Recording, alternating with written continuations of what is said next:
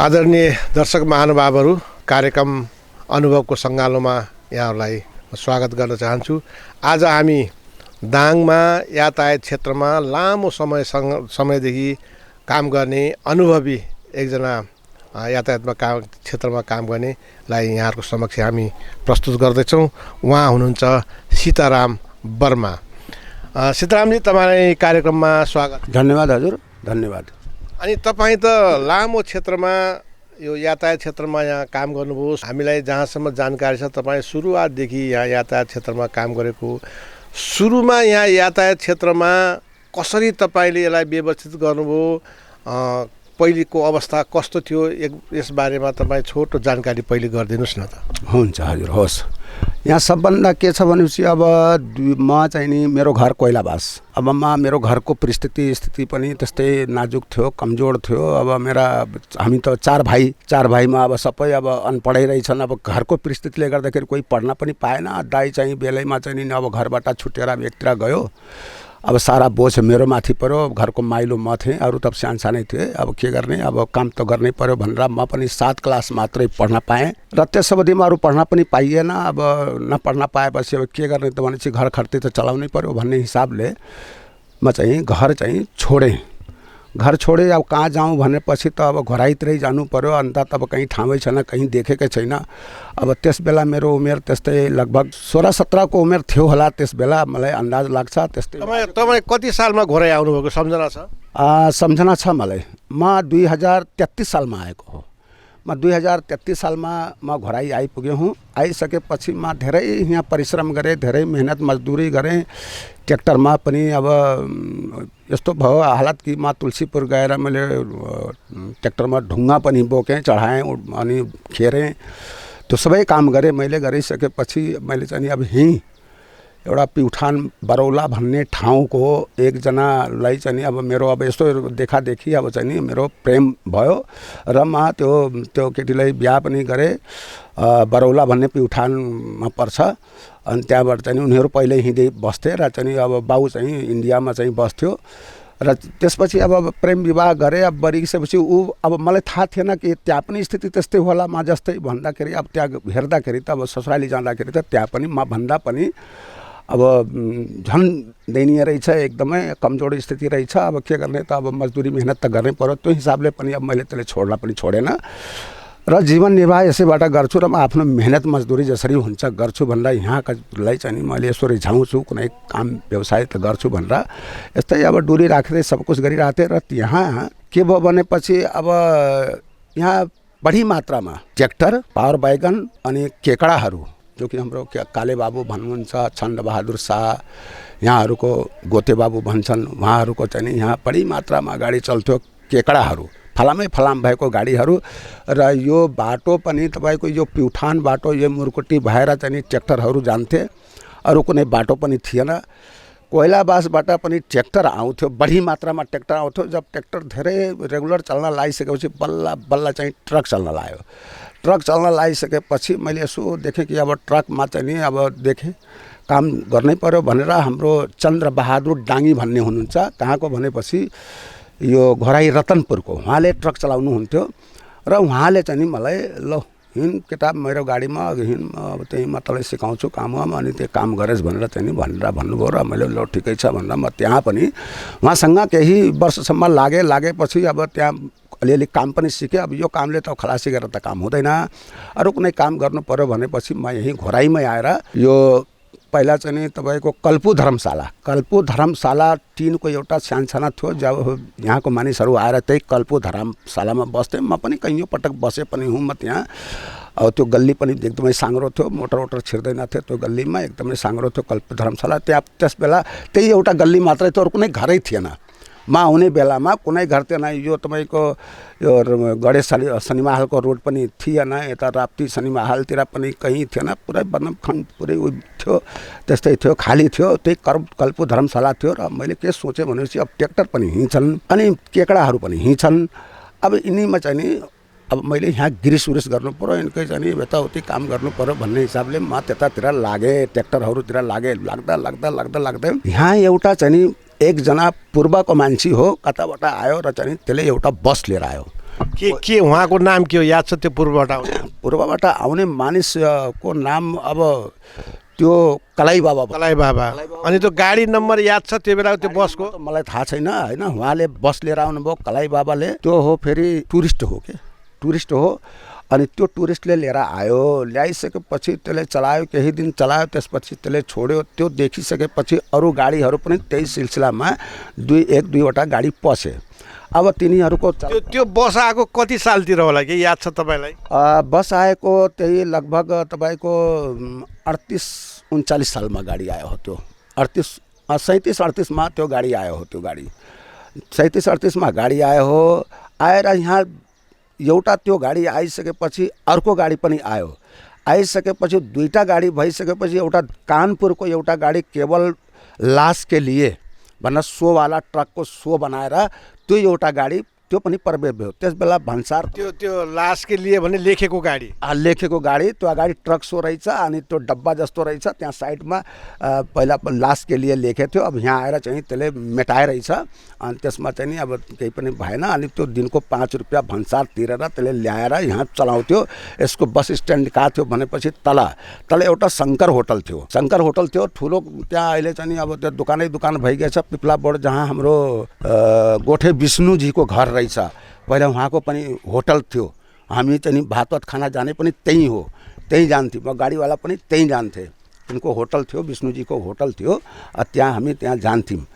अनि त्यसपछि चाहिँ नि अब यहाँ अब बसहरूको मात्रा बढ्दै गयो। त्यसपछि चाहिँ नि तपाईँको बस लिएर आयो कसले त भनेपछि भरतपुरको भूपू एसपी रामशरण थापाज्यू, उहाँले ल्याउनु भयो एउटा बस। त्यो बसको नाम पनि मलाई थाहा छ। त्यो बस चलाउनुहुन्थ्यो सूर्यबहादुर थापाले। उहाँको उसको नाम थियो सुन्नानी बस सेवा। त्यहाँ साइडमा पेटमा त्यो पनि लेखेको थियो। त्यो मलाई याद छ। र त्यो धेरै वर्षसम्म उहाँले चाहिँ नि सूर्यबहादुर थापाजी चलाउनु भयो। र सूर्यबहादुर थापा नेपाल स्वतन्त्र मजदुर सङ्गठनको चाहिँ अध्यक्ष पनि हुनुहुन्थ्यो। र म त्यसमा पनि उहाँकोले गर्दाखेरि म पनि त्यसमा लागेँ। केही महिना कही वर्षसम्म मैले पनि त्यहाँ निरन्तर मतलब लागिराखेँ। 786 नम्बर बिल्ला पनि मलाई दिएको थियो त्यो मजदुरको। म त्यहाँ धेरै निरन्तर लागिराखेँ। त्यस्तै सिलसिलामा चाहिँ अब जब बसहरू बढ्दै गएपछि एउटा बस कसको आयो त भनेपछि अब यिनी त 3टा बस भइसके। 3टा बस भइसकेपछि एउटा बस कसले ल्यायो त भनेपछि विश्वनाथ पोखरेल सुदै बस सेवा भने लेखेको बिजौरीको हाडमीको बस हो त्यो। त्यो उहाँ चाहिँ नि उहाँको आयो।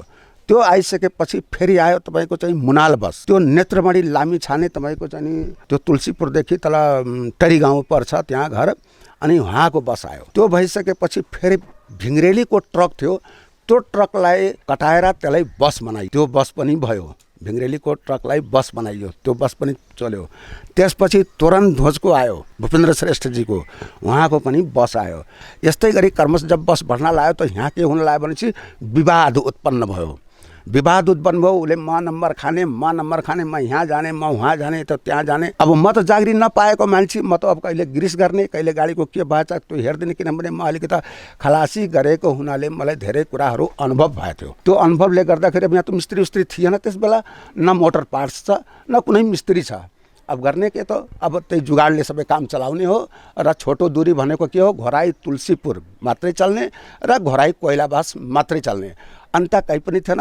बुटवलदेखि उता तपाईँको काठमाडौँतिर उतातिर बाटो त थियो, तर बुटवलदेखि यतातिर राजमार्ग त्यो बन्दै थियो, कच्ची बाटो थियो। धौधौको कोही कहिले कहीँ निक्लेर आयो थियो भनेपछि आफ्नो हिम्मतले कहिले कहीँ आउँथ्यो। त्यो पनि त्यति अब ध्यान दिइएन। तर बाटो क्लियर भएको थिएन र कोइलाबासको बाटो मात्रै क्लियर थियो। अब यहाँ जब बसको सिलसिला बढ्दै गइसकेपछि त यहाँ अब साहुहरूले के भनेपछि सीताराम अब तिमी त 24 घन्टा यहीँ हुन्छौ भनेपछि हामीलाई यार मिलाएर चाहिँ यो गरिदिनु पर्यो भन्ने चाहिँ उहाँहरूले साहुजीहरूले चाहिँ यहाँ मलाई बोलाएपछि लो ठिक छ म सबै मिलाएर गरिदिन्छु। मलाई पनि मेरो पनि अब बालबच्चा छन्। म भर्खर बिहा गरेको हो। अनि राखेको छु यहीँ कोठा लिएर बसेको छु। अब मलाई अरू केही चाहिन्न। सिर्फ 2 रुपियाँ गाडी मलाई। एउटा गाडीको 2 रुपियाँ मलाई एउटा गाडीको 2 रुपियाँको दरले मलाई तपाईँहरूले उठाइदिनु पर्यो। दिनको 2 रुपियाँ? दिनको 2 रुपियाँ। दिनको 2 रुपियाँको दरले। जस्तो 5वटा गाडी छ, 5 दुनी 10 रुपियाँ मलाई भएपछि दिनभरि मलाई पुग्यो। अब अर्को दिन मलाई फेरि 2 रुपियाँको दरले 5वटा गाडी चल्छ भने मलाई 10 रुपियाँ त्यही चाहिन्छ। म दिनभरि तपाईँहरूको यहीँ लागिरहेको छु। किन त्यो 2 रुपियाँको महत्त्व थियो। के महत्त्व त भनेपछि अब मैले चाहिँ नि 5 रुपियाँमा मासु भात खाना पाइजान्छु भनेपछि त 2 रुपियाँ त धेरै हो नि अब रक्सी चाहिँ नि अब 1 रुपियाँमा चाहिँ नि अब कस पाइजान्थ्यो लिटरै पुरा सालेका उस्तै परेपछि त अब डेक थियो खोलाको त्यहाँ अहिले के बोर्डिङ बसेछ त्यहाँ त पहिला डेक थियो पुरा भट्टी थियो यो खिमबहादुर शाहको चालेकन हुँ भट्टी पुरा सिडा आउँथ्यो कोइलाबासदेखि लदरा ट्रकमा अनि त्यो सिडा अनि त्यो बसहरूलाई तपाईँले कसरी व्यवस्थित गर्नुभयो अनि सुन्दै जानुहोस् म सबै विस्तारमा भन्दै जान्छु अनि त्यसपछि त्यहाँ सबै भइसकेपछि यो चाहिँ नि के भयो त साहुहरूले सबै जम्मा भए एक दिन जम्मा भइसकेपछि उनीहरू के भनेपछि लो यो जिम्मा चाहिँ सीतारामजीलाई दिनु पर्यो र ट्रिप शुल्क बाफत 5 रुपियाँ लिने गाडीबाट त्यो के अरे फर्निचरको खर्च अनि अरू खर्च अन्यत्र खर्च जे हुन्छ गाडीको कहीँ टुटफुट भयो इधर उधर गर्ने मर्मत गराइदिने त्यो सब गर्ने 5 रुपियाँ त्यो लिने अनि आफ्नो परिश्रम भत्ता जो उनले चाहिँ तोकेछन् 2 रुपियाँ त्यो 2 रुपियाँ दिने भन्ने चाहिँ उनीहरू साहुहरूको मौखिक त्यहाँ 4-5 जनाको कुरो भयो भइसकेपछि लो ठिक छ भनेर म चाहिँ अब त्यहाँ एउटा अब त्यस बेला कुर्सी सुर्सी कहाँ पाउनु एउटा थारूको मान्द्रो हुन्छ त्यो पनि एउटा मागेर ल्याएको थियो र कहाँ भने कल्पु धर्मशालाको अगाडि यसै भुइँमा बिछाएर एउटा पेटी स्याउको पेटी ल्याएर चाहिँ जस्तै पेटी ल्याएर राखेर एउटा कपडा ल्याएर बस तथा मिनी बस व्यवसाय समिति दाङ घोडाई भनेर मैले लेखेर अनि आफै चकले लेखेर अनि राखेँ र त्यहाँ बसेँ र कोइलाबासको टिकट यहाँ पाइन्छ भनेर मैले त्यहाँ राखेँ त्यस बेला कोइलाबासको भाडा थियो 100 रुपियाँ किनभने विकट बाटो थियो तर भाडा 100 रुपियाँ थियो त्यो पनि बहुत सस्तो थियो र भाडाभन्दा महँगो के थियो त सामानको एक बक्साको 500 रुपियाँ लाग्थ्यो एक बेडिङको 250-300 रुपियाँ लिन्थे मान्छेको थोरै सामानको धेरै अब त्यस्तो थियो त लुटालुट त त्यही थियो सब त्यही कमाए पैसा त अब त्यहाँ अनि त्यसपछि चाहिँ अब त्यहाँ बसिसकेपछि अब त्यो 5 रुपियाँले गर्दाखेरि मैले समितिको पैसा लगभग 95-97 रुपियाँ 9700 रुपियाँ जति मैले बचाएर राखेर एक दिन अनि तुलसीपुरको भाडा कति थियो त्यो बेलामा त्यस बेलामा तुलसीपुरको भाडा 7 रुपियाँ थियो 7 रुपियाँ कोइलाबासको 100 रुपियाँ यहाँको 7 रुपियाँ र कोइलाबासको 100 रुपियाँ थियो तर डिजलको भाउ बहुत कम थियो नि त 1 रुपियाँ लिटर 2 रुपियाँ लिटर 3 रुपियाँ लिटर यस्तै थियो बढ्ने र घट्ने भइरहन्थ्यो लिटरको हिसाब थियो अनि कोइलाबास यहाँबाट बिहान कतिवटा गाडी जान्थ्यो एक दिन एउटा अनि बिहान कति बजे छुट्थ्यो यहाँबाट 8 बजे छुट्थ्यो कति बेला पुग्थ्यो त्यो 8 बजे छुटेको तपाईँको गएर 4 बजे 5 बजेतिर गएर त्यो पुग्थ्यो दिनभरि नै लाग्थ्यो दिनभरि लाग्थ्यो पुरै अब सबभन्दा खतरा के भनेपछि राप्ती नदीमा अब कुनै बाटो छैन अब त्यहाँ लिक आफूले हेरेर जाने हो तर्यो भने तरिगो न बल्झ्यो भने बल्झिगो फेरि अर्को बोलाएर चाहिँ तनाउनु पर्यो कहिले ट्र्याक्टर मगाउनु पर्यो देउखुरीबाट अनि तनाउनु पर्यो त्यो हिसाबले चाहिँ बडा ढिलो जान्थे बसहरू अनि त्यो हिसाबले चाहिँ त्यही हो कम्तीमा 8 घन्टा 9 घन्टा लाग्थ्यो त्यहाँ कोइलाबास पुग्नलाई बसलाई अहिले त अब 1.5 घन्टा पनि पुगिहाल्छन् अब त बाटो क्लियर छ अस्तिमा पुगेर आएँ एकदम क्लियर छ बाटो तर चाहिँ त्यस बेला त्यो थियो अच्छा त्यसपछि चाहिँ नि अब के भयो भने चाहिँ मैले लगभग 90-95 हजार रुपियाँ मैले त्यहाँ जम्मा गरिरहेको थिएँ जम्मा गरिराखेपछि एक दिन चाहिँ नि सबै जो माननीय जति थिए हाम्रो त्यो साहुहरू उनीहरू आएपछि ल यसरी भएन अब पैसा सीतारामजी तपाईँसँग कति छ के छ अनि त्यो चाहिँ हिसाब पनि देखाउनु पर्यो र चाहिँ यहाँ एउटा अफिस व्यवस्थित गर्नु पर्यो भन्ने कुरा भयो हुन्छ हजुर ल कार बस्ने हो के गर्ने हो अब त्यो मान्छे जम्मा गर्नु पर्यो भन्ने हिसाबले सूर्यबहादुर थापा 1 यज्ञबहादुर बुढाथोकी 2 नेत्रमणि लामी छन्ने 3 विश्वनाथ पोखरेल 4 अनि अब म भइगे 5 बाबुराम ढकाल एकजना यहाँ चाहिँ खरातको मान्छे त्यहाँ हेर्न आएको थियो र तिनी बसेथे यहाँ जो उनी पनि हुन् कारखानेवाला हुन् तिनी बसेथे यहीँ धेरै बसे हुन् उनले केही कारखाना खोल्छु भन्ने हिसाबले यहाँ बसेर तिनी आए अनि बुटवलको चोप नारायण श्रेष्ठ उहाँको अध्यक्ष उहाँ हुनुभयो यिनीहरू सबै आइसकेपछि त्यहाँ बाल मन्दिरमा चाहिँ बस्ने चाहिँ कुरो भइसकेपछि त्यहाँ अब मिटिङ सुरु भयो मिटिङ सुरिसकेपछि अब त्यहाँबाट लौ अब समिति खडा गर्नु पर्यो के गर्ने कसो गर्ने कहाँ जानुपर्छ भन्ने हिसाबले उहाँहरू चाहिँ लौ अब पहिले यहाँको के कति छ त्यो पहिला यहाँ निर्णय गरौँ त्यसपछि चाहिँ सिडिओ कार्यालय गएर वहाँ गएर हामीले पर्मिसन लिने र पर्मिसन लिएर त्यही अनुसारको हामीले आफ्नो यो कामलाई अगाडि बढाउने भन्ने चाहिँ कुरो भयो ल त सीतारामजी तपाईँसँग कति छ भनेपछि मैले आफ्नो जति थियो पैसा सबै रेकर्ड चाहिँ मैले एउटा रजिस्टरमा मैले सबै राखिरहेको थिएँ र त्यो रेकर्ड राखेको जो रजिस्टरको रेकर्ड थियो, म प्रत्येक हप्तामा 15-15 दिनमा चाहिँ नि त्यो रेकर्डमा गएर तुलसीपुरमा चाहिँ नि त्यही नेत्रमणि लामी छानेको कपडाको दुकान थियो र त्यो कपडाको दुकानमा गएर मैले त्यहाँ हिसाब पनि चेक गराउँथेँ। ल हजुर, यो महिनामा यति उठेछ, यो महिनामा यति उठेछ, यो गाडी चले अनुसारको है यसरी उठेछ भनेर मैले त्यहाँ देखाउँथेँ र हिसाब चेक गराएर मैले ल्याउँथेँ र त्यो पैसा मैले यहाँ सबैलाई देखाएर त्यो बेला त बैंक थियो कि थिएन?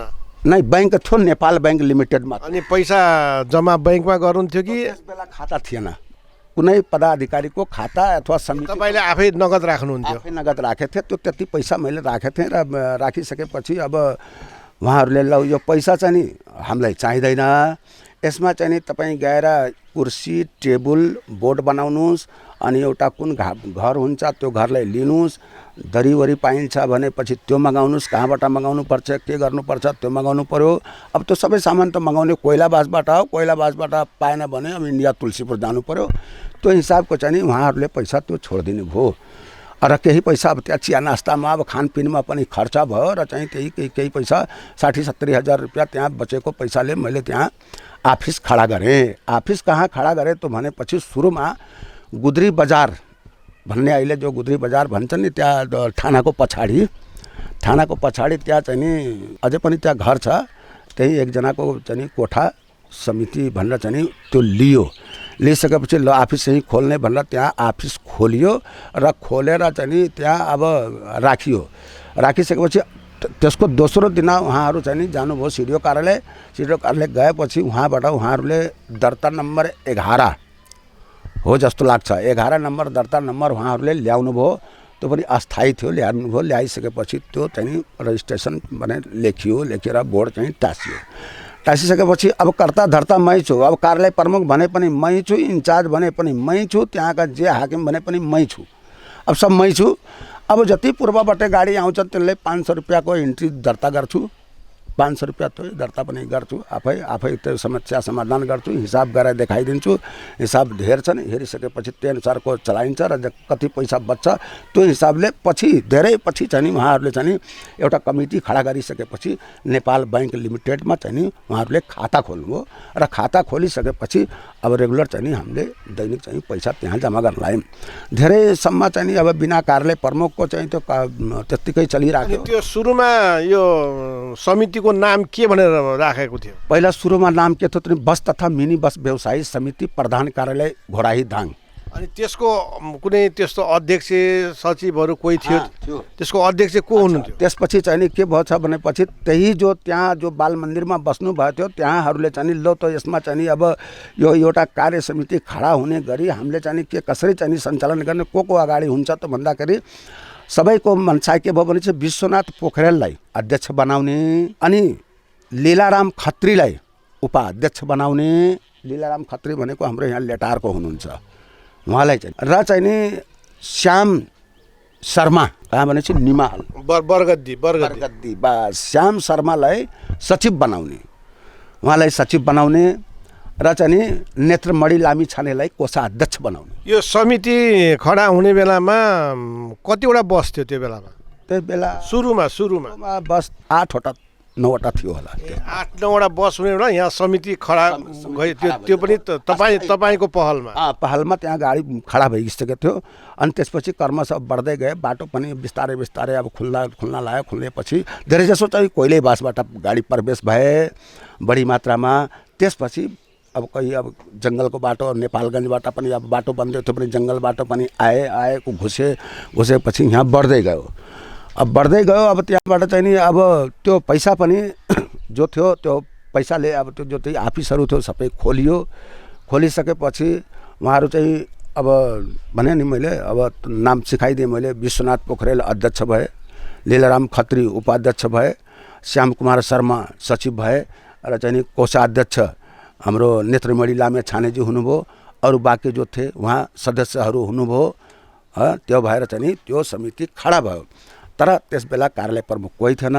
एकजना धेरै पछि एकजना चाहिँ ड्राइभरलाई चाहिँ नि ल्याएर चाहिँ कार्यालय प्रमुख राख्नुभयो, तर उहाँले चाहिँ आफ्नो निर्वाह गर्न सक्नु भएन। ड्युटीमा चाहिँ अब रक्सी खाइदिने, इधर उधर गरिदिने, त्यसले चाहिँ अनि त्यो बेलामा घोराई तुलसीपुर र कोइलाबास मात्र चल्थ्यो बसहरू। त्यस बेला घोराई तुलसीपुर र कोइलाबास चल्थ्यो। पछि यो त चल्न लाग्यो भनेपछि तपाईँको 2000 लगभग 38-39 सालबाट 40 सालबाट बुटवल र नेपालगञ्ज बहुत कम मात्रामा खुल्यो। त्यो पनि कसरी खुल्यो भने पहिला कृष्णनगर खुलेछ। पहिला कृष्णनगर खुलिसकेपछि बल्ल चाहिँ नि बुटवल खुलेछ। अनि बुटवल खुलिसकेपछि चाहिँ नि अब बुटवल खुलेपछि त काठमाडौँ पनि जाने भयो। काठमाडौँ अब जान लाग्यो, काठमाडौँ चलिराख्यो। चलिसकेपछि जब काठमाडौँ खुलिसकेपछि त यहाँ आयो कुन गाडी त भनेपछि तारकनाथ। तपाईं अहिले हेर्दै हुनुहुन्छ सप्तरङ्गी HD टेलिभिजन। तपाईहरुले पनि थाहा होला तारक। अनि यो तपाईको जस्तो मुरकोटी भएर प्युठान जाने अनि रोल्पा जाने यहाँबाट कति सालतिरबाट सुरु भयो रोल्पा र प्युठानको लागि? यो त बस जानलाई त धेरै पछिबाट हो। त्यो पहिला त ट्रक र ट्र्याक्टर मात्रै जान्थे। यो त धेरै पछिबाट हो, लगभग 55-56बाट चाहिँ यो बस सुरु भएछन्। त्यो पनि बहुत मुस्किल। त्यो पनि साना बस आउँथे कि एकदम मिनी बस, त्यो हिसाबले जान्थे। एउटा 7 नम्बर थियो, कहाँबाट पल्टेर त गइगयो थियो। एउटा सानो गट्टु जस्तो थियो, त्यो पनि बस थियो कि 15-16 सिटको 18 सिटको बस। अहिले जुन अहिले माइक्रोहरू चल्छन् नि त्यस्तै हिसाबको पनि यहाँ बस 1-2टा आएर तिनी पनि चले। यिनी जति छन् जो बसहरू। अनि त्यो बेलामा यो तपाईँको बस तथा मिनी बस व्यवसाय समिति भनेर तपाईँको पहलमा यो खडा भएको रहेछ। अनि यो राप्ती अञ्चल बस तथा बस व्यवसाय समिति भनेर कहिलेदेखि नामाकरण? राप्ती अञ्चल बस तथा व्यवसाय समिति भएको 2041 सालमा जब चाहिँ नि यो रजिस्ट्रेसन गरेर दर्ता गरेर अनि यहाँहरूले चाहिँ नि दर्ता नम्बर 7 पाउनुभयो। त्यस बेला चाहिँ नि राप्ती अञ्चल सार्वजनिक यातायात व्यवसाय समिति त्यो 41 सालमा भयो। हजुर। अनि त्यो बेलामा त्यो 41 सालभन्दा पहिले कुनै बाहिरको गाडीहरू आयो भने त्यो बेलामा इन्ट्री गर्ने सिस्टम थियो कि थिएन? नै 41 सालबाट इन्ट्री गर्ने सिस्टम सुरु भयो। त्योभन्दा पहिले कसरी चल्थ्यो? त्यस बेला त्यो के थियो भने चाहिँ जो आए यहाँ प्रवेश शुल्क दिन्थे। प्रवेश शुल्क भन्नाले अब त्यही अफिस खर्च हो। अफिस खर्च भनेको अब त्यही 500 रुपियाँ अफिस खर्च छोड्थे र त्यसैबाट चाहिँ नि चल्थे। अरू केही नै। अरू यहाँ आएर यहीँ चल्ने हो भनेपछि ट्रिप शुल्क काट्ने, आफ्नो सुरक्षाको लागि ट्रिप शुल्क काट्थे। तपाईँले कसरी पालो मिलाउनुहुन्छ? त्यो बसहरूको पालो कसरी मिलाउनुहुन्थ्यो? के भनेपछि अब त्यो पालो त अब त्यहाँ त सिक्नु पर्यो कसरी चलाउने हो। जस्तो कि अब 10वटा गाडी छन् भनेपछि त अब 5वटा गाडी त उता राखिदिनु पर्यो। अब 5वटा गाडी यता राख्नु पर्यो। तिनी 5वटालाई 1 नम्बर 2 नम्बर 3 नम्बर भन्न चाहिँ लगाएपछि त 1 नम्बरवाला त सोझै 5 नम्बरमा जाने भयो नि। त्यो हिसाबले त्यो 5वटा गाडी उता राख्थे भने 5वटा गाडी यता राख्थेँ र दुइटैले आलो पालो मैले त्यो मिलाउन लाएँ। मिलाउँदा जति गाडी बढ्दै जान्थे, जहाँ ठाउँमा बढ्दै जान्थे। तपाईँ त पढाइ लेखाइमा पनि धेरै नपढेको होइन। यो बसलाई चाहिँ यसरी चाहिँ रोटेसनमा मिलाउने भने कसरी तपाईँ कहाँबाट कसरी सिक्नुभयो त? सिक्ने त अब हेर्नुहोस्, अब दिमागै हो, आफ्नो दिमाग हो र दिमागले नै सबै काम गर्ने हो। र मैले अब सोच धेरै, अब किनभने म दुःख पाएको मान्छे त अब दिमाग नलगाउने हो भनेपछि त अब त्यो काम बन्दैन। आजभोलि त दिमाग लगाउनै पऱ्यो र त्यही अनुसारको काम गर्नु पऱ्यो। त्यो अनुसारकोले मैले अब त्यो भिग्दै गएँ। जति गाडी आउँदै गए तिनलाई त दिनभरि आएर चाहिँ त्यहाँ काम गर्छु र राति आएर मलाई टेन्सन हुन्छ कि भोलि यसलाई कुन क्यु खुवाउने हो। भोलि त यसले क्यु खोज्छ, एउटा अब यसलाई त क्यु त दिनै पऱ्यो। त यसलाई कुन क्यु दिने त? यिनी त गाडी सबै चलेर आइसकेछन्, त यसलाई भोलि पाएन भने त यसले त मलाई भोलि मलाई मार्छ। यसलाई पनि मिलाउनु पऱ्यो। त त्यो सबै सोची कसलाई कहाँ दिँदा उचित होला त्यो हिसाबले दिएर र साहुहरूले कन्भिन्स गराएर तिनको चित्त बुझाएर अनि मजासँग मैले डायल निकालिरहन्थेँ र उनीहरूले पनि देखाउँथे। र जब डायल निक्लिसकेपछि त म अफिसमा पनि जान्थेँ र अफिसमा गएर त्यहाँ पदाधिकारीज्यू हुनुहुन्छ, उहाँहरूले पनि देखाउँथे, ल हजुर यसरी डायल निकालिदिएछु, यसमा हेर्नुहोस् राम्रोसँग, यसमा कोही तलामाथि छ भनेपछि त्यो म सचाउँछु, नत्र भने हेर्नुहोस् सबले पालै अनुसारको यसलाई 1 महिनाको पुरै डायल निकालिदिएछु। कसले कहाँ खाने कुन क्यु खायो भनेर मैले रजिस्टरमा पुरै निकालिदिन्थेँ। एक महिनाको डायल निकालिदिन्थेँ। आउँथे टाढैबाट हेर्थेँ, ल ठिक छ भने चित्त बुझाउँथेँ। जसको चित्त बुझ्दैन थियो त्यसको चित्त बुझाउने पनि मैले काम गर्थेँ। ल ठिक छ, कहाँ ती मिस्टेक छ त भनेपछि उसँग झगडा गर्ने होइन, उसँग मायाले प्रेमले ल मसँग गल्ती भएछ भनेपछि त्यसले त सचाउनु पऱ्यो। तर तपाईँहरूले क्यु खुवाउनु पऱ्यो। त कुनै न कुनै हिसाबले त्यसलाई अगाडिको पछाडि भए पनि पछाडिको अगाडि भए पनि त्यो दिन त्यसलाई मैले गुडाएरै छोड्थेँ र त्यसले गुडाउँथेँ। किनभने मिस्टेक भएछ नि त्यहाँ त कहिलेकाहीँ काम गर्दा गर्दा मानिसको दिमागले भ्याउँदैन र मिस्टेक पनि हुन्छ। किनभने यस्तै क्रम अब तमाम गाडी आउँदै गरे। अब 2041 सालदेखि 2049 सालमा मलाई चाहिँ समितिले थाहै गर्यो हो। अब सोच्नुहोस् कि म चाहिँ अब त्यहाँ अस्थायी कति गरेँ, त्यसमा चाहिँ अब समितिले थाहै केही गरेन, विधान सिद्धान्त केही पनि। तपाईँ त 33 सालदेखि होइन सुरुवात गरेको यहाँ? हजुर हजुर, त्यही त अब 33 सालदेखि म सुरुवात गरेको र चाहिँ अब त्यत्तिकै अब गर्दै गएँ। अब स्वयंसेवक सराब काम गर्दै गएँ, त्यही 2 रुपियाँले आफ्नो पेट भर्दै गएँ, काम गर्दै गरेँ, मेहनत गर्दै गएँ। अब यस अरू कहीँ छैन, भोलि भविष्यमा यसैले मलाई काम दिन्छ भन्ने हिसाबले निरन्तर म त्यसमै लागिराखेर इमान्दारीपूर्वक र यहाँका साना ठुलासँग माया प्रेम भेदभाव नराखेर राम्रोसँग यिनीसँग मिलेर ल हजुर म यस्तो गरिरहेको छु, मलाई केही परि आएपछि मलाई सहयोग गर्नुहोला भनेपछि यहाँका वासीहरूले मलाई सहयोग पनि धेरैले गर्नुभयो। त्यो कुरा पनि म भन्छु, अहिले पछि मलाई धेरैले सहयोग गर्नुभयो र केही परिआएपछि ल मलाई भनेस् र म चाहिँ सहयोग गर्छु।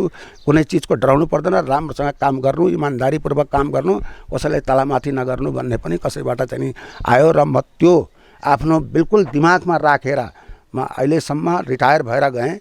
तर कसैलाई यत्रो वर्षमा गरेको समितिको 1 पैसा मैले हिना मिना तला माथि कोही इद्धर उद्धर कसैले भन्न सक्दैन। मैले 4 पैसा खाएको छैन। मेरो घर हेर्नुहुन्छ, म त्यत्रो वर्षसम्म काम गरेँ, मेरो अहिले टिनको छानो छ। अरू मभन्दा पछाडि आएकालाई बिल्डिङ छ, कोहीको 3 तले छ, कोहीको 4 तले छ। कसरी कमाए त भगवान् जानुहोस्, त आफूलाई त थाहा छैन। मैले कमाएको यही हो। मेरो सन्तान 10 जना छन्, 2 भाइ छोरा थिए, 2 भाइ छोरा ठुल्ठुला। एउटा बैंकमा जागिरी खान्थ्यो, अब कसरी मारिदिएकोले के गरे, बर्दियाबाट आउँदाखेरि त्यसले अपहरण गरेर चाहिँ अगैयामा टँगाइदिए, त्यो मरिसक्यो।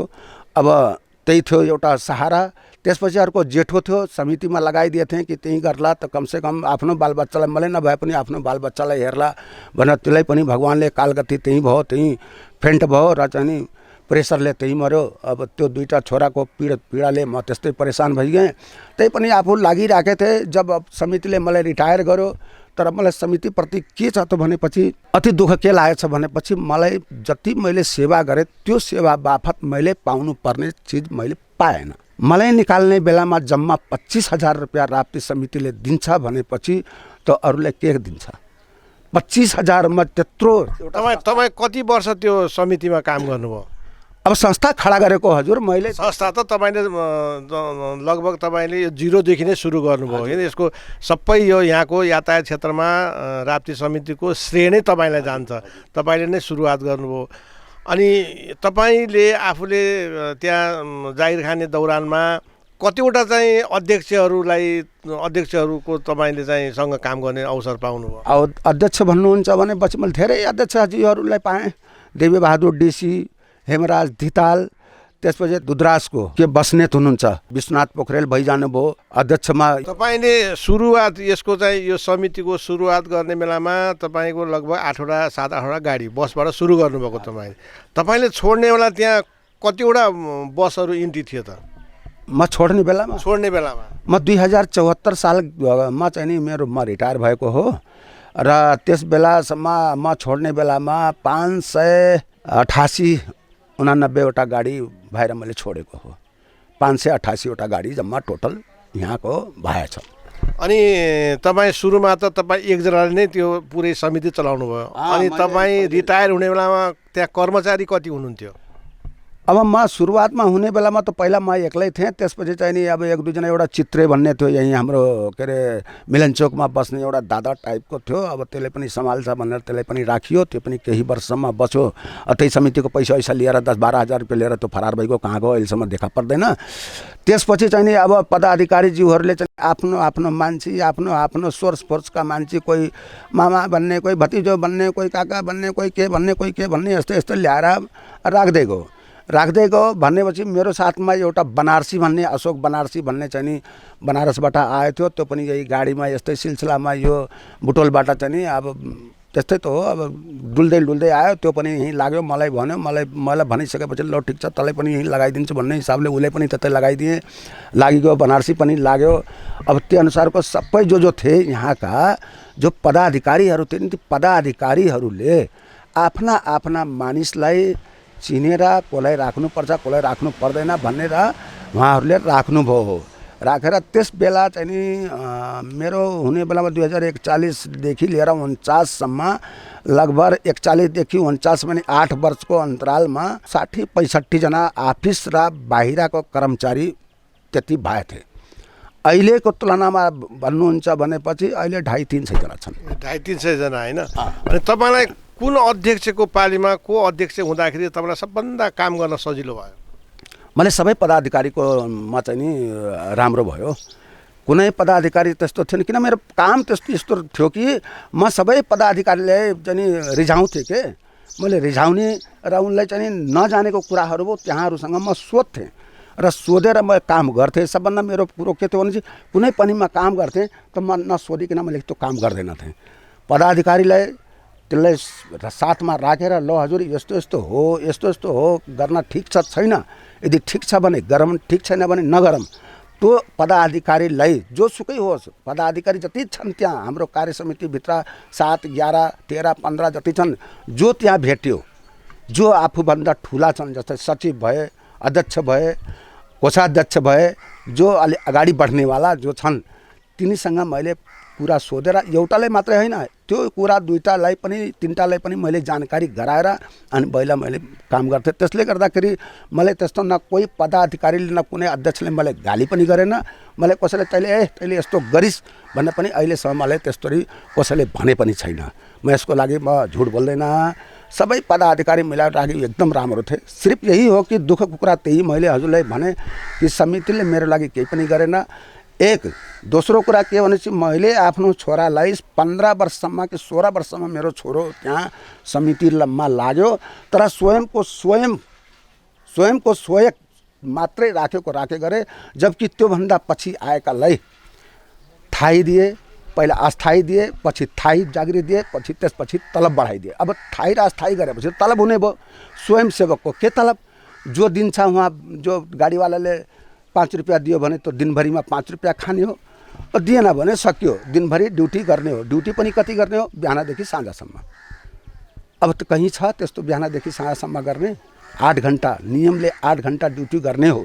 तर के गर्ने? पेटको लागि हामीले बिहानदेखि साँझसम्म पनि गर्नु पर्थ्यो र त्यो दायित्व हुन्थ्यो। के गर्ने? नगर्ने भने यो यातायात क्षेत्र यस्तै हो, किनभने यसको टाइम हुँदैन कि कतिखेर को जाने हो, कतिखेर कुन जाने हो भनेर त्यस बेला टाइम थिएन। अहिलेको टाइम टेबल बन्यो। यिनी यति बजे जाने, यिनी यति बजे जाने, यिनी यति बजे जाने र चाहिँ कर्मचारी पनि अब धेरै भएपछि सिफ्ट भयो। एक शिफ्ट यति बजे आउने, एक शिफ्ट यति बजे आउने, यो यति बजेदेखि यति बजेसम्म काम गर्ने, यो यति बजेदेखि यति बजेसम्म काम। अनि यो हाम्रो दाङ काठमाडौँ लामो दूरीको गाडीहरू दाङ काठमाडौँ डे कति सालदेखि सुरु भयो चल्न? अनि रात्रि बस कति सालदेखि सुरु भयो होला हजुरलाई सम्झना छ? अब भाडा त 135 रुपियाँ थियो यो भरि, मलाई थाहा छ है। काठमाडौँको भाडा 135, 200, 250सम्म गयो, फिर 500 आयो। कति सालदेखि सुरु भयो दाङ काठमाडौँ? लगभग 46-47बाट चाहिँ काठमाडौँ पहिला चाहिँ डे सुरु भयो। दिवा सेवा सुरु भयो। डे सेवा त्यही तारकनाथ आयो नि। त्यो तारकनाथ आएपछि त्यसले पहिला छिरायो, त्यही तारकनाथले छिरायो। दाङका कुनै साहुले पनि नाइट गाडी यहाँ ल्याएका थिएनन्।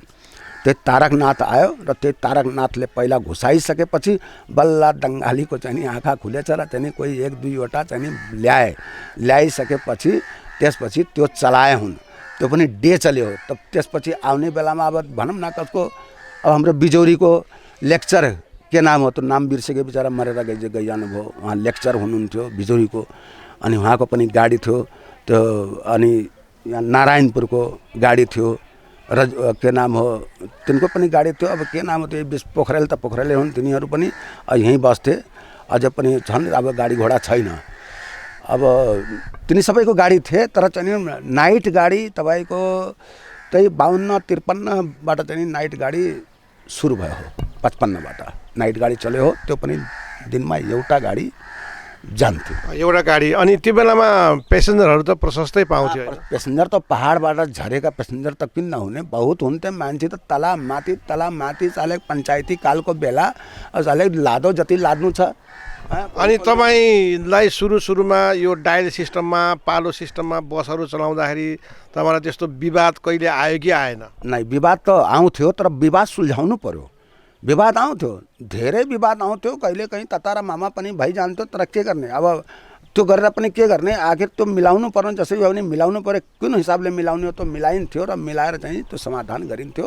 अब तपाईँ त यो यातायात क्षेत्रमा धेरै लामो समयदेखि काम गर्नुभएको, सुरुदेखि जिरोदेखि तपाईँले सुरु गर्नुभएको, अहिले आएर चाहिँ दाङको यातायात क्षेत्र यहाँसम्म बस समितिलाई तपाईँले पुर्याउनुमा तपाईँको ठुलो योगदान रहेको देखिन्छ। तर यो दौरानमा तपाईँलाई काम गर्ने दौरानमा सबभन्दा खुसीको क्षण, तपाईँलाई एकदमै आत्मसन्तुष्टि कहिले भयो? आत्मसन्तुष्टि त मलाई चाहिँ नि विश्वनाथ पोखरेलको पालामा मात्रै थियो। उहाँको पालामा मात्रै मलाई सन्तुष्टि भयो, किनभने उहाँले पिर मर्का बुझ्नुहुन्थ्यो कि यसले के छ त, आन्तरिक यसको भित्र के छ त, यो कति मेहनत गरेछ, यसले कतिको गरेछ, त्यो चाहिँ नि उहाँले चाहिँ नि बुझ्नुहुन्थ्यो। र मलाई मात्रै होइन कि अरूलाई पनि एक कर्मश राम्रोसँग हेर्नुहुन्थ्यो। आजभोलि त अब कहाँबाट हेर्ने हो, अब यस्तो आजभोलि त भन्न सकिन्न के छ के छैन। तर चाहिँ नि विश्वनाथको पालामा चाहिँ मलाई बहुत भयो, एकदम खुसी लाग्यो विश्वनाथको पालामा। विश्वनाथको पाला पछि चाहिँ नि तपाईँको चाहिँ आयो हाम्रो देवीबहादुर डीसीको पालामा। देवीबहादुरको डीसीको पालामा पनि मलाई चाहिँ नि राम्रो भयो। जे कुरा हुन्थ्यो उहाँले चाहिँ हाकाहाकी सोध्नुहुन्थ्यो र मैले त्यसको जवाब दिन्थेँ र उहाँले मलाई सम्झाउनुहुन्थ्यो। ल हेर केटा, यस्तो गर्नुपर्छ, यस्तो गर्नुपर्छ, सबैको चाहिँ चित्त बुझाउनुपर्छ, नजानेको कुरा मलाई सोध्नुपर्छ। हुन्छ हजुर भन्थेँ र मैले उहाँलाई पनि गएर सबै कुरा राम्रोसँग बुझ्थेँ, उहाँसँग सल्लाह लिन्थेँ र त्यो सल्लाह अनुसार म काम गर्थेँ। त मलाई चाहिँ नि देवीबहादुर डीसीको पालामा पनि बहुत राम्रो भयो, एकदम राम्रो भयो।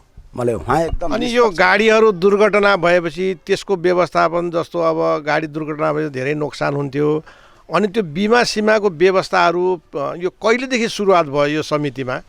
यो बिमा त धेरै पछि भयो हजुर, यो बिमा पहिला थिएन। बिमा त यो अनि यो गाडीहरू दुर्घटना भएपछि यसको खर्चहरू कसरी व्यवस्थापन हुन्छ? खर्च के थियो भने चाहिँ कोषा अध्यक्ष र चाहिँ नि अध्यक्ष जो पदाधिकारी छन् त्यसमा तीनजनाको चाहिँ नि साइन गरेर चाहिँ त्यो कार्य समितिको बैठक बसाल्ने। बैठक बसालिसकेपछि अब त्यो पेसेन्टलाई कति खर्च लागेछ, जस्तै कुनै दुर्घटना भयो त्यो लिएर गइयो, हस्पिटल लिएर गइसकेपछि कति खर्च लाग्ने हो त त्यो खर्च अनुसारको चाहिँ नि यहाँ कार्य समितिको तत्कालै त्यतिखेर दुर्घटना हुन्छ, यता तत्काल बैठक बस्छ। बैठक बसिसकेपछि उनीहरूले तुरन्तै निर्णय गरेर कति निकाल्ने हो त भनेपछि तीनजनाको चाहिँ हस्ताक्षर गरेर र चेक काट्थ्यो र चेक काटेर पैसा निकाल्थ्यो र कर्मचारीलाई खटाएर त्यो ठाउँमा चाहिँ नि हस्पिटल हो कि अरू ठाउँमा हो, जुन ठाउँको काम हो, जहाँको काम हो त्यहाँ चाहिँ नि समितिले त्यहाँ खटाउँथ्यो र बिल भरपाईहरू उनीसँग लिएर र चाहिँ नि त्यो। अनि यो तपाईँको जस्तो दुर्घटना, त्यो पहिले बढी दुर्घटना हुन्थ्यो कि आजभोलि बढी दुर्घटना? पहिला त दुर्घटना त्यति त खास मैले देखेन, मानिएन। पहिला दुर्घटना हुन्थ्यो त के ट्रक पल्ट्यो, ट्र्याक्टर पल्ट्यो, तर बसै कम थियो त कहाँबाट पल्टिने। तर आजभोलि किन धेरै दुर्घटना भयो त एउटा बाटोको कारणले पनि छ क्या हजुर। बाटो यहाँको बहुत साङ्ग्रो छ। अब यो घोराई तुलसीपुरको बाटो अहिले पो बन्न लागेको छ, चाकलो गर्न लागेको छ न। त घोराई तुलसीपुरको बाटो भन्ने हो भने वास्तविक यो हाम्रो घोराईमा बजारभित्र भए जस्तै बाटो हो, त्यहाँ मोटर चल्ने बाटो होइन नि। त्यहाँ त चाहिन्छ कमसेकम त एक जाने एक आउने, दुईवटा बस त कमसेकम हटाउनु पऱ्यो नि। उहाँ त दुईवटा बस हटाइदिने हो भने हिँड्ने मान्छे कताबाट जाने? हिँड्ने मान्छे अब अर्का खेतबाट त हिँड्न भएन, उनी पनि त्यही बाटोमा जान्छन्, दुर्घटना हुन्छ। त्यस कारणले बाटोको अभावले यहाँ चाहिँ नि दुर्घटना बढी दाङमा हुने, बाटोको अभावले। बाटो यहाँको ठिक छ। अब तपाईँ त लामो समयसम्म यो यातायात क्षेत्रमा काम गर्नुभयो होइन? अनि तपाईँलाई सबभन्दा यो पीडा कति बेला भयो? तपाईँलाई यो जागिरको दौरानमा तपाईँलाई सबभन्दा पीडा कहिले भयो? मलाई पीडा सबभन्दा कहिले भयो भनेपछि 2074 सालमा अब रिटायर हुन्छु भने त मैले थाहा पाएको थिएँ। तर अब समितिले केही राहत गर्ला र गरिसकेपछि म पनि कुनै व्यवसाय गरेर राम्रोसँग आफ्नो परिवार लिएर पालेर बस्छु र चाहिँ नि अरूको सेवा पनि गर्छु भन्ने हिसाबले चाहिँ नि त्यो सोचेको थिएँ। तर एक त इमान्दारी आजभोलिको के छ, बेमानी गरेको भए मेरो पनि 2 ताले 3 ताले खडा हुन्थ्यो र ब्याङ्क ब्यालेन्स हुन्थ्यो। न मेरो ब्याङ्क ब्यालेन्स छ, न 1 रुपियाँ छ, न मेरो खाता छ, न केही छ। एउटा खाता नेपाल ब्याङ्कमा, त्यो पनि को साथीले खोलाइदियो हो, अहिले जमानामा खोलाइदियो हो मलाई। त्यो एउटा स्टाफले आफ्नो नागरिकता राखेर मलाई खोलाइदियो हो, त्यसमा पनि अहिले शून्य छ, त्यो पनि खाता ब्लक भइसकेछ। अन्त कहीँ खाता पनि छैन, मेरो नागरिकता पनि छैन, किनभने अब नागरिकताको विषयमा त अझै भन्नै बाँकी छ हजुरले। अब त्यसपछि अनि अब भनौँ न पीडा भनेको के भने चाहिँ जुन हामीले रिटायर गर्यो, रिटायर गरिसकेपछि त मैले पाउनु पर्ने जो छ, त्यो कति वर्ष मैले गरेँ, त्यो गरेको जुन मूल्य छ त्यो मैले पाएन। मभन्दा पहिला जसलाई हटाए, जो जागिरी छोड्यो त्यसले 1 लाख पायो। जसले जागिरी छोडे आफ्नो मर्जीले, त्यो समितिले त्यसलाई 1-1 लाख रुपियाँ दियो।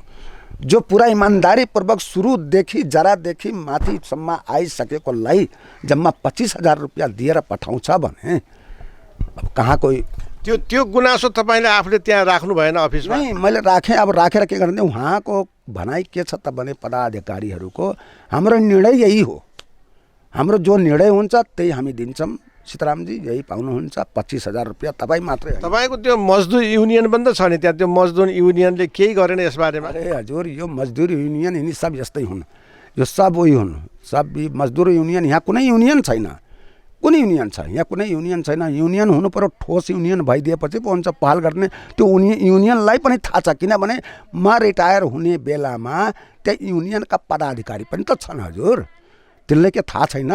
त्यो युनियनलाई पुरा थाहा छ कि यो मान्छे यति वर्षदेखि लागेछ, निरन्तर गरेछ र यो गरिसकेछ, बुढो भयो, यसको चाहिँ अब रिटायर हुने भयो त केही नभयो भने चलो उपदान स्वरूप अरू ठाउँमा भइदिएको भए कमसेकम 60-70 हजार अथवा 1 लाख 2 लाख त दिन्थ्यो। तर यहाँ के छ भने चाहिँ जम्मा 25,000 रुपियाँ। अब त्यो 25,000 रुपियाँले मैले के गर्ने हो, कसलाई दिने हो? अब मजबुरी भयो र मैले 25,000 रुपियाँ अब लिनै पर्यो। र के दियो, यत्रो वर्ष काम गरेकोलाई उडायो के 5 रुपियाँको दुसल्ला, त्यो घाँटीमा लगाउने दुसल्ला हुन्छ नि, जो सम्मानित गर्ने बेलामा जब रिटायर भएपछि त त्यहाँ के दिन्छ त? एउटा कमसेकम यत्रो वर्ष काम गरेकोलाई 1000 रुपियाँको एउटा ल्याएर चद्दर ओढाइदिए पनि त कमसेकम चित्त बुझ्थ्यो। साला कृष्णनगरबाट कहाँबाट लिएर आएछ 5 रुपियाँको चाहिँ नि त्यो गम्छा ल्याएर ओढाइदिए, टीका लगाइदिए, त्यो काम खत्म। बताओ 25,000 रुपियाँको चेक पक्राइदिए। अब त्यो 25,000 रुपियाँको चेक ल्याएर अब के गरौँ हजुर? अब आफ्नो केही चल्दैन, सबैले त चित्त बुझाएछन् भने म पनि त चित्त बुझाउनु पर्यो। तर मेरो त त्यहाँ त चित्त त बुझे छैन। तर सबले चित्त बुझाएछन्, उनीले चित्त बुझाउनु भयो, किन उनीले त धेरै पैसा कमाइसकेछन् नि, उनी त चित्त बुझाउनै भयो। म त कमाएकै छैन, म त इमान्दारीतिर गइराखेको छु भनेपछि म कहाँबाट मेरो चित्त बुझ्छ? तर मेरो चित्त बुझे थिएन। तर के गर्ने, मजबुरी भएर त्यो चित्त बुझाएर मैले त्यो 25,000 रुपियाँको चेक र चाहिँ 5 रुपियाँको गम्छा र एउटा चाहिँ टिको लगाएर म बाहिर निक्ल्यौँ। र त्यही हो। र अब रह्यो कुरा के भनेपछि अब मेरो नागरिकता सम्बन्धमा, अब मलाई त नागरिकता पनि मैले समितिलाई, तपाईँले अहिलेसम्म नागरिकता पनि पाउनु भएको छैन? मैले नागरिकता पाएन हजुर। मैले यसबारेमा केही पहल गर्नु भएन तपाईँले? पहल गरेँ, धेरै पहल गरेँ, मैले कसलाई भनेन। अनि बिना नागरिकता तपाईँले जागिर कसरी खानुभयो त? अब पहिला के थियो भने चाहिँ पञ्चायती कालमा मेरो बिना नागरिकताको लाइसेन्स पनि छ गाडी चलाउने। म पहिला गाडी पनि त चलाएँ, इधर उधर गएर फाट्ट जब, किनभने अब पुरै त भएन, ड्राइभर थिएँ, म गाडी चलाउन जाने थिएँ मसँग। अनि सीतारामजी, अब हामी कार्यक्रमको अन्तमा छौँ। तपाईँ यति लामो समयसम्म राप्ती समितिमा काम गर्नुभयो, यसलाई व्यवस्थित गरेर तपाईँ यहाँसम्म ल्याइपुर्याउनु भयो होइन, यसको पनि तपाईँलाई श्रेय जान्छ होइन। तर अन्तिममा तपाईँले राप्ती समितिलाई के भन्न चाहनुहुन्छ? राप्ती समितिलाई के भन्न चाहन्छु भनेपछि जो मलाई जो भएछ, जो मलाई चित्त बुझेको छैन, त्यो सबैलाई चित्त बुझाउने गरी राम्रोसँग आफ्नो काम गर्ने र सबै प्रोत्साहन दिने, सबै साथीहरूलाई, मजदुर साथीहरूलाई, ल कुनै यदि तिमीहरूले कुनै लापरवाही गर्छौ, केही गर्छौ भनेपछि त्यसलाई सल्लाह दिने, त्यसलाई 81 चाहिँ नि त्यसलाई ननिकालिदिने। उनले गल्ती गरेछन् भनेपछि त्यसलाई ल्याएर सम्झाउने, बुझाउने, त्यसलाई राम्रोसँग दिने। अरू अब तिनलाई के भनिदिने, समिति राम्रै चलिरहेछ। अब अहिले समिति त धेरै समिति भयो, कमसेकम 32-33वटा छन्। यहाँ तुलसीपुर गएँ त एक दिन म जाँदाखेरि त देखेको त पुरा लाइनको लाइन तपाईँ बोर्डैको बोर्ड छ। जबकि जम्मा एउटा थियो राप्ती अञ्चल बस तथा मिनी बस व्यवसायीबाट राप्ती अञ्चल सार्वजनिक यातायात भयो।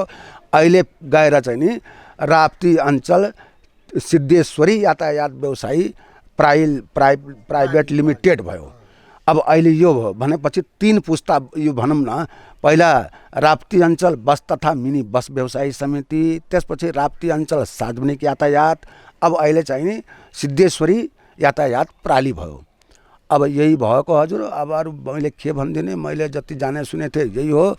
अब नागरिकता मैले पाएन। यही समितिमा कतिपटक मैले भरत योगीजीलाई भने, जबकि उहाँ त वरिष्ठ हुनुहुन्छ यो समितिमा, उहाँ पनि बहुत लाग्नुभयो, बहुत गर्नुभएछ, उहाँले पनि धेरै गर्नुभयो भरतनाथ। हस् त, कार्यक्रममा यहाँले समय दिनुभएकोमा यहाँलाई धेरै धेरै धन्यवाद छ। दर्शक महानुभावहरू, भर्खरै यहाँले हामीलाई यातायात क्षेत्रमा लामो समयदेखि काम गर्ने सीताराम वर्मालाई यहाँहरूको अगाडि हामीले प्रस्तुत गऱ्यौँ। उहाँका पनि धेरै गुनासोहरू छन्। यति लामो समयसम्म 0देखि सुरु गरेर अहिले यहाँको बस समितिलाई उहाँले यहाँसम्म ल्याइ पुर्याउनु भएको छ। उहाँको योगदानको कदर गर्दै हामी अहिले यहाँसँग बिदा हुन्छौँ। हेर्दै गर्नुहोला सप्तरङ्गी टेलिभिजन। नमस्कार।